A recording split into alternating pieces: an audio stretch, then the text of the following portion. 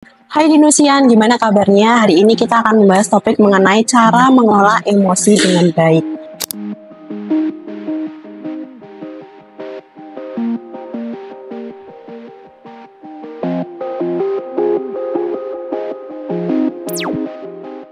Satu hal yang pasti adalah manusia pasti memiliki emosi.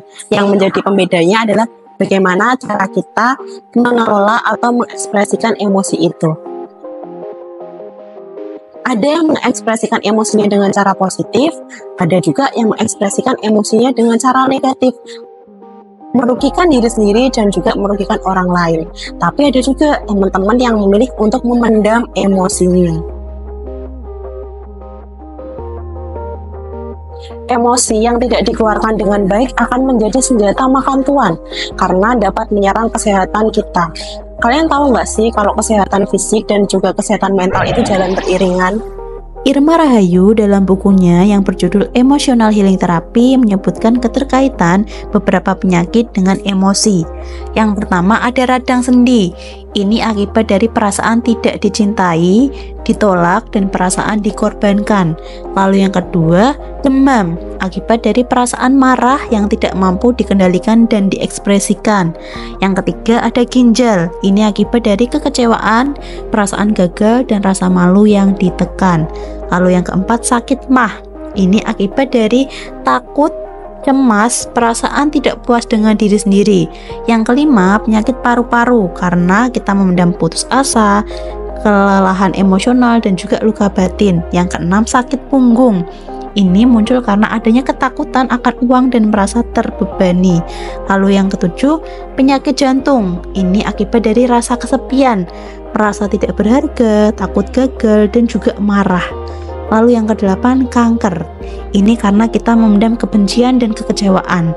Lalu yang kesembilan, diabetes. Ini karena kita keras kepala, tidak mau disalahkan, keinginan selalu mengkontrol. Dan yang kesepuluh, jerawat. Ini akibat dari tidak menerima diri sendiri dan tidak suka pada diri sendiri. Lalu yang ke-11, pegal-pegal. Ini karena kita ingin dicintai, disayangi, merasa bosan, dan masih banyak lagi. Berikut ini adalah tips untuk mengelola emosi dengan baik. Pahami konsep ini. Saat kita mengalami sebuah peristiwa yang mungkin melukai hati kita, emosi yang kamu rasakan akan masuk ke dalam tangki emosimu. Emosi tidak menguap begitu saja. Setiap kali hal ini berulang, maka tangki emosimu akan penuh. Itu berarti akan ada dua kemungkinan yang terjadi. Yang pertama, dia akan meledak keluar. Kamu akan melampiaskannya pada orang lain yang ada di dekatmu. Atau yang kedua, meledak ke dalam, menjadi penyakit fisik seperti yang sudah saya jelaskan sebelumnya.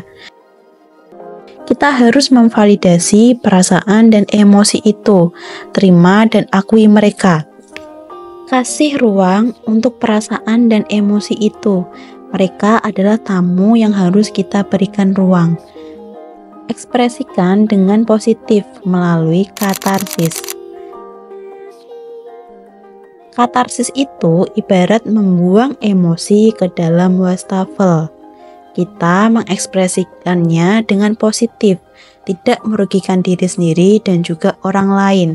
Bisa dengan olahraga, menulis diary, melakukan hobi, hingga kita merasa lega dan emosi itu tidak lagi tersimpan dalam tampungan emosi kita.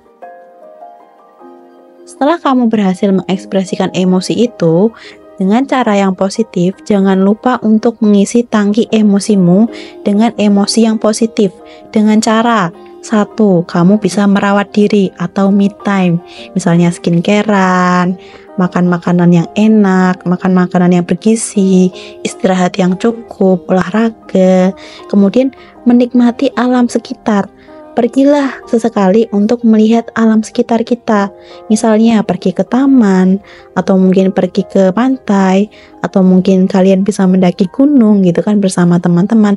Nikmati alam sekitar dan lepaskan emosimu di sana. Yang keempat, membangun hubungan sosial dengan orang-orang yang positif sehingga menghasilkan emosi yang positif untuk dirimu sendiri.